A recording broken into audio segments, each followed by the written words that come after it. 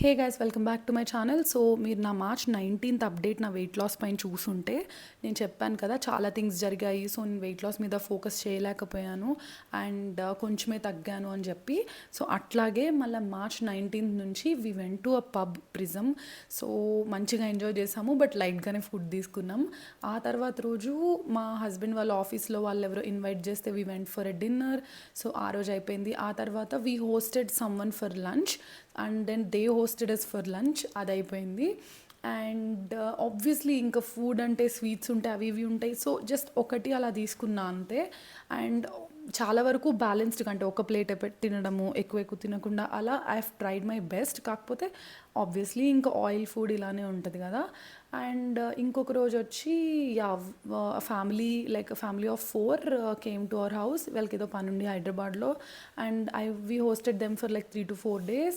So అప్పుడు కూడా అంతే, like we offer them some food కదా, ఆ ఫుడ్ మళ్ళీ బిర్యానీ ఆర్ సంథింగ్. ఆబ్వియస్లీ కొంచెం ఉండిపోతే మనం తింటాము.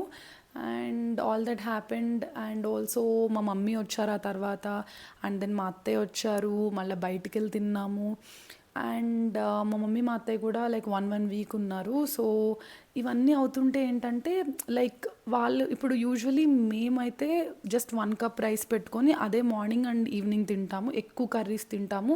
అండ్ సైడ్లో ఖచ్చితంగా stir fried paneer or soya or chicken ఏదో ఒక ప్రోటీన్ యాడ్ చేసుకుంటాం. And raw or stir fried veggies ఏదో ఒకటి సైడ్లో ఉంటుంది. సో ఎవరో ఒకళ్ళు ఉంటే ఏంటంటే మనము ఆ కన్వర్జేషన్స్లో ఎంగేజ్ అయిపోతాము. అండ్ సపరేట్గా మనం కుక్ చేసుకొని అంత ప్రివిలేజ్ ఉండదు కదా. సో అదొకటి డ్రిఫ్ట్ అనమాట ఇద్దరము. We couldn't follow diet. So మెయింటెనెన్స్లోనే ఉండినా నేను. So I didn't gain or I didn't lose, because నేను కొన్ని డేస్ కుదిరిన డేస్ అంటే ఇంట్లోనే నార్మల్ ఫుడ్ తిన్నప్పుడు కొంచెం కంట్రోల్గా, లైక్ ఆల్రెడీ ఉన్న కుకుంబర్స్ అవి పెట్టుకొని అలా తిన్నాను.